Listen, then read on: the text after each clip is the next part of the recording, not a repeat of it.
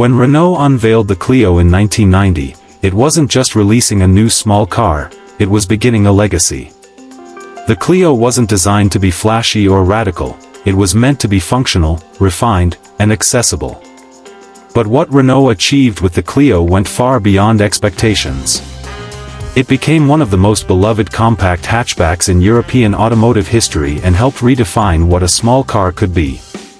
This was more than just a successor to the Renault 5, it was a complete rethinking of Renault's approach to the compact segment. The Clio arrived at a time when the European automotive market was undergoing a transformation. The late 80s and early 90s were marked by an increasing demand for small cars that weren't just economical, but also stylish, comfortable, and safe. Buyers wanted practicality, but they also wanted refinement. Renault saw the shift and designed the Clio not just to meet these demands, but to exceed them. What set the Clio apart was its ability to provide features typically reserved for larger, more expensive cars, all while maintaining a modest footprint and budget-friendly price tag. The design of the Clio was deliberately clean and modern. Gone were the angular lines of the 80s hatchbacks. In their place came soft curves, balanced proportions, and a front end that featured large, friendly headlights integrated into the body in a way that made the car look cohesive. The Clio didn't scream for attention, but it had a quiet elegance. It was this understated design that gave it wide appeal, from young drivers to older families and everyone in between. The car was offered in 3- and 5-door versions, which gave it flexibility in terms of audience. It could be a city runabout, a first car for students, or even a practical choice for small families. Renault's goal was to make the Clio feel more substantial than its size suggested, and they succeeded. Under the hood, the Clio offered a range of engines tailored to the needs of diverse buyers. The entry-level models came with a 1.2-liter petrol engine, which was all about fuel economy and ease of use. It wasn't powerful, putting out around 55 horsepower, but it was reliable and efficient. For buyers wanting more pep, Renault offered 1.4 and 1.7-liter petrol options, along with a 1.9-liter diesel for those clocking more kilometers on the highway. Each engine was engineered for smoothness and durability, reflecting Renault's focus on usability and longevity over raw performance. But performance wasn't entirely off the table. The Renault Clio 16S, introduced shortly after the launch, brought sporty dynamics to the platform. Powered by a 1.8-liter 16-valve engine producing 137 horsepower, it gave enthusiasts something to smile about. With uprated suspension, disc brakes all around, and sharp steering, the Clio 16S showed that even a sensible compact car could have a wild side. It wasn't just a fun little hatch, it was a statement that small didn't have to mean boring. On the road, the Clio's charm truly came alive.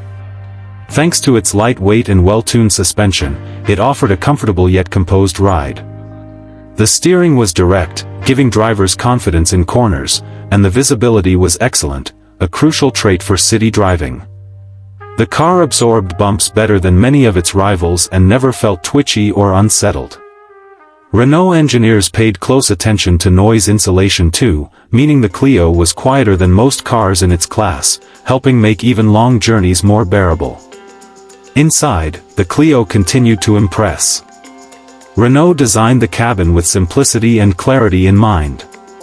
The dashboard layout was intuitive, controls were where you expected them to be, and the materials, while not luxurious, were of good quality and built to last. The seats were supportive, and there was a surprising amount of space for front and rear passengers given the Clio's compact dimensions. The rear bench could fold to expand the already generous boot space, making the car genuinely practical for everyday use. Even the base trims came with decent standard equipment for the time. Buyers could opt for extras like electric windows, central locking, sunroof, and even power steering, features that were still considered luxuries in many small cars in the early 1990s.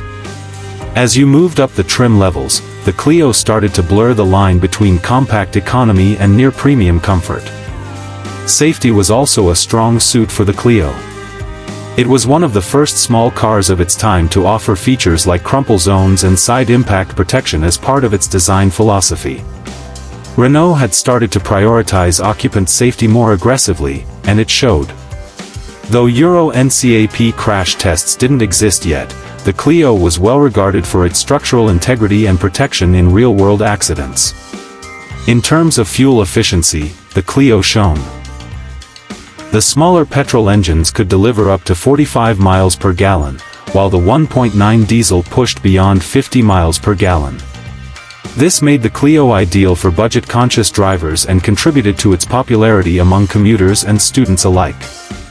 Running costs were low, parts were widely available, and maintenance was straightforward, everything you'd want from a dependable daily driver. Sales figures told the story better than anything else. The Renault Clio quickly became a bestseller across Europe, winning numerous awards, including the coveted European Car of the Year in 1991. The recognition wasn't just based on looks or price, it reflected how comprehensively well-rounded the Clio was. It was a car that punched well above its weight in almost every category. But what truly cemented the Clio's place in history was its emotional connection with drivers. It wasn't flashy, but it had personality. It wasn't powerful, but it was full of character. You didn't have to be a car expert to appreciate what the Clio offered. For many, it was their first car, the one they learned to drive in, took road trips with, or used every day for work or school. It was a car that fit seamlessly into everyday life without demanding too much in return. The Clio also played a key role in Renault's strategy to elevate its global image. It helped establish Renault as a company that could build smart, stylish, and reliable small cars, not just in France but across the globe. The Clio laid the groundwork for future generations, each one building on the core values of the original: innovation, efficiency, practicality, and charm. In motorsports, the Clio also found its niche. Rally versions of the Clio 16S were used in local competitions, and the car's balanced chassis and light weight made it a great platform for amateur racers. This motorsport connection gave the Clio an extra layer of credibility among enthusiasts and helped support the launch of the later Clio Williams, a high-performance model developed with input from Renault Sport and built in limited numbers. That model took everything great about the 16S and turned it up a notch: stiffer suspension, more power, and exclusive styling cues. It became a collector's favorite and is still celebrated today as one of the best hot hatches of its era. Even decades later, the 1990 Renault Clio holds a special place in the hearts of many. In a world that's now filled with crossovers, touchscreens, and autonomous driving systems, the original Clio reminds us of a time when simplicity and thoughtful design were enough to make a car stand out. It wasn't trying to be the fastest or the most luxurious, it was trying to be the best at being a small, dependable, enjoyable car.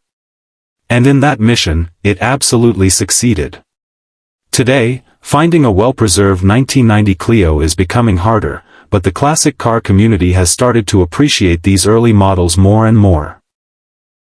Their charm, simplicity, and historical importance make them attractive not just as nostalgic buys, but as genuine classics that represent a turning point in European automotive design. For collectors or enthusiasts, the first-generation Clio represents more than just an old car. It's a milestone, the beginning of a model line that would go on to be one of the most successful in Renault's history. It's the car that took the torch from the Renault 5 and ran with it, adapting to new technology, new design language, and new customer expectations. It captured a moment in time when the small car market was transforming, and it did so with grace and confidence. Whether you remember it as your first car, saw it as a fixture on European roads, or are just discovering it now, the 1990 Renault Clio deserves its spot in the Automotive Hall of Fame. It's a reminder that greatness doesn't always have to shout. Sometimes, it just quietly delivers everything you need, every single day.